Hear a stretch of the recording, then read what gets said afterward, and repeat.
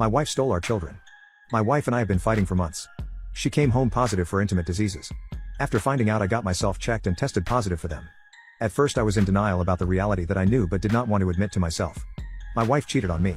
She profusely denied it. We spent weeks arguing. It wasn't the first time I caught her cheating. I had also found pictures on her Google Photos account with pictures of her with her ex while with me.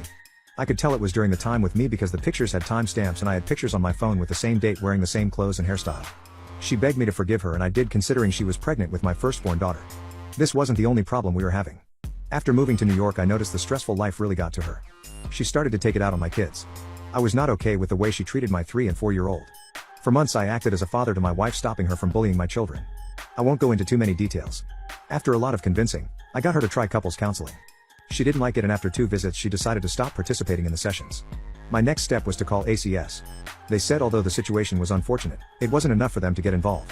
I decided that my only option was to ask her to leave. After 3 weeks of arguing, she left and took my kids without my consent. I was devastated that she took the kids.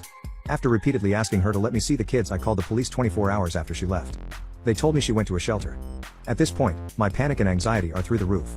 The next day my mother tells me she spoke with my ex-wife through a video call and could tell they were riding the bus, which I have always been against since I don't consider public transportation in NYC safe after the virus. I asked my mother what time it was, and I put 2 and 2 together. She was taking them to work. She works taking care of sick people. I decided I can't stand idly by and do nothing. I got some bad advice from the police and waited for her near her job to try to get my kids back. As you can imagine, I got in trouble. Though I called the police when I got there, they said I was harassing her. This will come to bite me in the ass later. This happened about 2 weeks ago. She came with the police the next day to get her things, and the police told me that since she took them to a shelter, they had to stay with her while we fought for custody. In the last 2 weeks I've been going to see my kids at school. It's been hard for my 3-year-old. He gets hysterical when I leave. My 4-year-old has taken it a little better, but not well either. She has been sending them to school with non-fitting clothing, soiled clothing, ripped clothing, and clothing not appropriate for cold weather. The director also told me she's noticed a huge difference between my interactions with the kids and how they interact with her. My kids get excited when they see me. Also, when she drops them off, it's like she's dropping off a package. She doesn't even say bye to them. 3 days ago I found out through a mutual friend that she lost my kids' documents, passports, social security cards, birth certificates, consular report of birth abroad, everything.